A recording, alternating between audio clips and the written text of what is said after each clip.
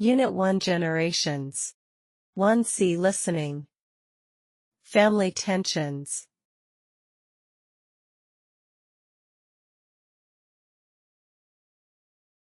What do you think this app does? Why might some people need it?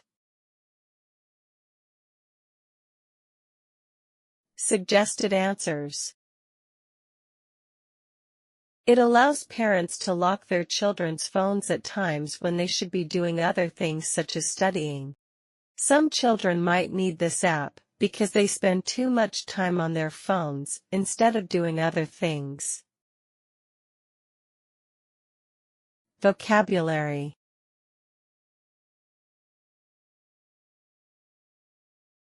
Bitter, unhappy, because you feel that you have been treated unfairly.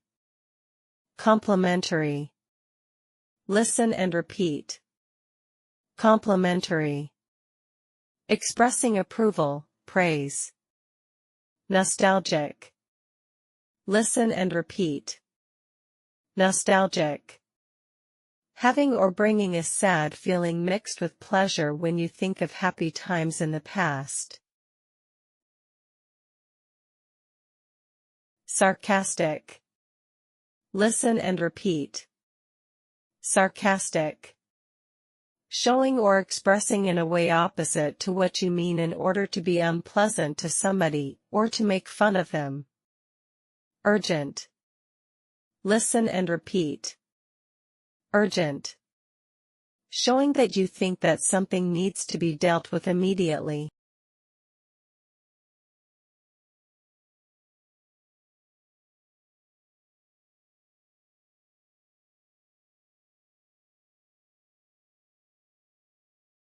Two. Speaking. Read the text and check your answer to exercise 1. Do you think the app would increase or decrease the number of arguments in your family? Why? Suggested answer. I am sure that this app would increase the number of arguments in my family. Firstly, I do not want my parents to lock my phones through this app while I am using it. If this app is on my phones, I will try to delete it. Secondly, people always want to do something that they are not allowed to do. The arguments between my parents and I can become more seriously. This app is not suitable to avoid people from using it. 3. Vocabulary. Work in pairs. Check the meaning of the adjectives below. Which describe a positive attitude? Which describe a negative attitude?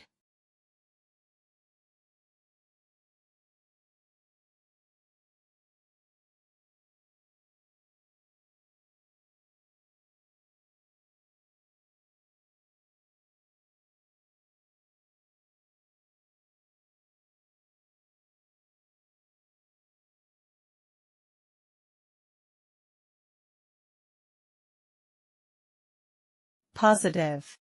Calm. Complimentary. Enthusiasm.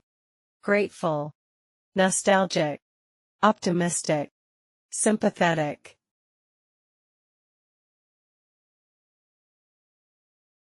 Negative.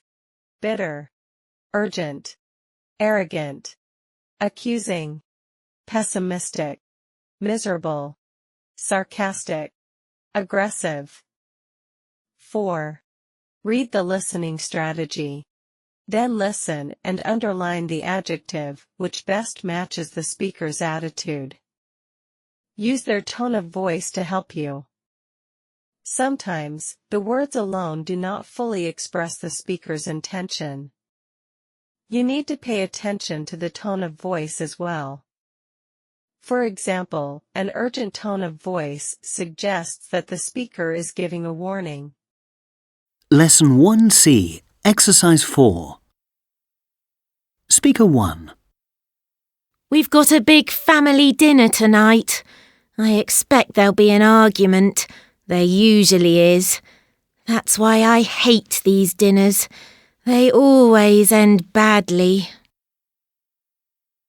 Speaker 2. Hey, get out of my chair. I want to sit there. I can't see the TV if I sit on this side of the table, can I? Come on, hurry up! Speaker 3. You're looking well. Is that a new shirt? It's very nice.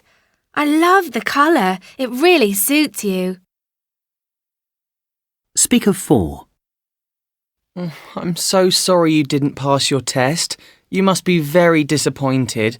But don't worry, you can take it again next month, and I'm sure you'll pass it then.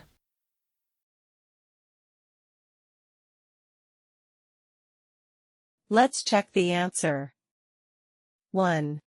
Pessimistic. 2. Aggressive. 3. Complimentary. 4. Sympathetic. 5. Speaking. Listen and compare two different ways of saying the sentences. Then in pairs, say a sentence in one of the two ways. Can your partner guess the adjective? Lesson 1C. Exercise 5. 1. Thanks, Andy. That's really helpful. Thanks, Andy. That's really helpful. 2. Our train leaves in 10 minutes. Our train leaves in 10 minutes! 3. You and your sister always argued during dinner. You and your sister always argued during dinner. 6. Work in pairs. Listen to 4 speakers and decide which soaker sounds A. Urgent, B. Enthusiastic, C. Calm, D. Arrogant. Lesson 1C. Exercises 6 and 7. Speaker 1. We all know what it's like to argue with our family. It's just part of life, isn't it? Well, not necessarily. Sometimes family arguments can become a habit that is harmful and upsetting for the people involved. Our 3-week course will teach you some simple tricks and techniques for breaking that habit. Do the course on your own, or, better still, persuade other members of your family to come along with you. Speaker 2. When I was younger, I had a lot of arguments with my parents, and with my sister too. I won a few of them, but mostly I lost. Then I realised what I was doing wrong. I wasn't preparing for the arguments.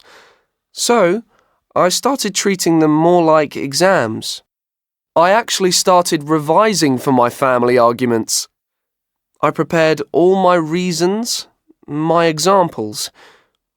You really should take the same approach. It works like magic. Now, I hardly ever lose an argument at home.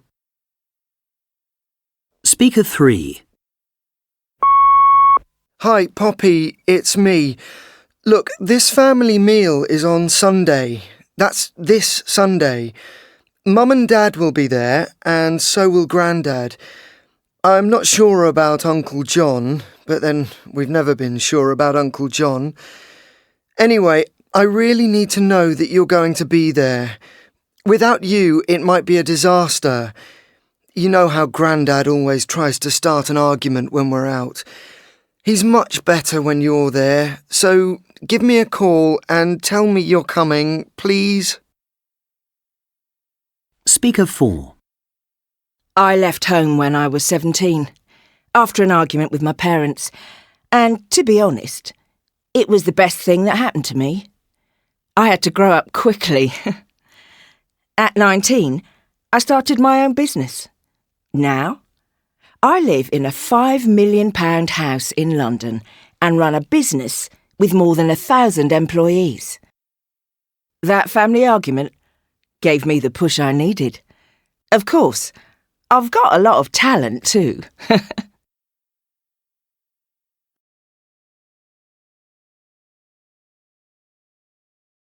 Let's check the answer. A. Urgent. 3. B. Enthusiastic. 1. C. Calm. 2. D. Arrogant. 4. 8. Speaking. Work in pairs. Decide which of these topics is most likely to cause arguments in your family and why.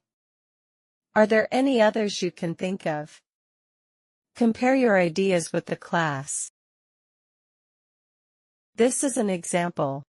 Too much time spent on social media and games can cause arguments in a family. Parents may be worried about the privacy and safety of their children online. Beside that, excessive use of social media and gaming can lead to addictive behaviors and noticeable changes in mood or behavior, such as irritability or withdrawal from family activities.